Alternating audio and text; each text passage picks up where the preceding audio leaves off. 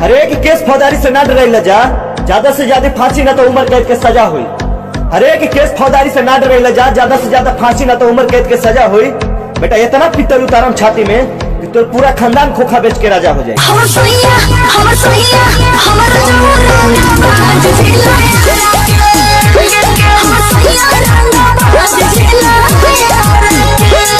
कि सीधा हई साफ लागिला, कि सुन सीधा हई साफ लागिला।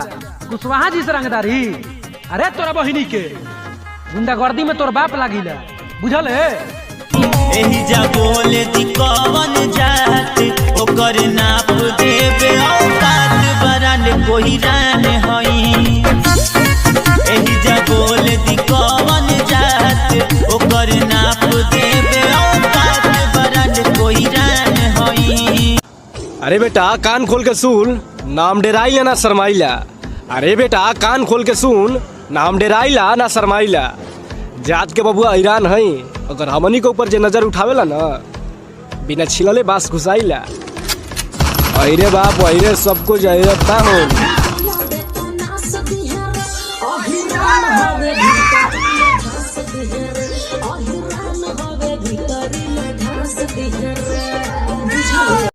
अरे कि हमसे कोई बोला कितने बड़े गुंडे हो एक रास्ते में जिंदा लाश कर देंगे, और हमने भी हंस के बोल दिया अबे बहन चोद हम यादव हैं, कान में ही बांस कर देंगे।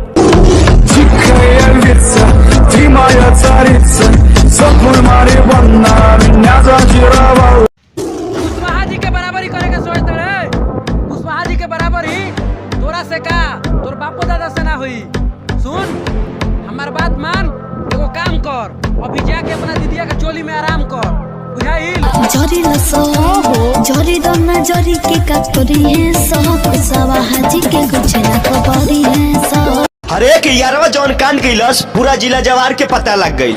हर एक यारवा जौन कांड कैलस पूरा जिला जवार के पता लग गई।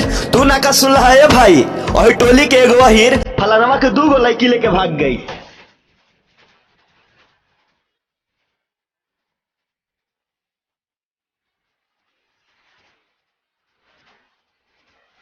अरे की चोट इतना गहरा दे हो कि दवाई न मिली कोनो दवा खाना में। अरे की चोट इतना गहरा दे हो कि दवाई न मिली कोनो दवा खाना में। अब कुशवाहा जी के तो का होला पता करे के होई, तो जाके पता कर लिए कौन जी की थाना में, बुझले? चाहे कोई राप भारी पड़ेला जगह मिलला तोरा पास दे हमरे, कोई रान होई भीतरी ले धास दे हमरे, कोई रान होवे भीतरी।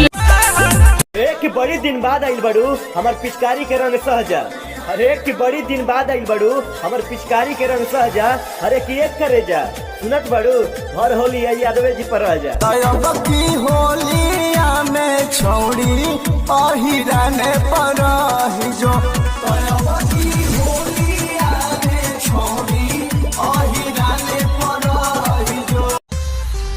किए हमार करे जा कोईरान के हाथ धोइले बाड़ू, अब डर बा कौन बात के? किए हमार करे जा कोईरान के हाथ धोइले बाड़ू, अब डर बा कौन बात के? तारा ऊपर कौन आँख उठा के देख ली, तहार कसम काट देव सारावा के हाथ के। जनी हल्का मेला ना कोई रंग के, देखी भगवे रे बाबू तू फान के, सीधे सीधे मन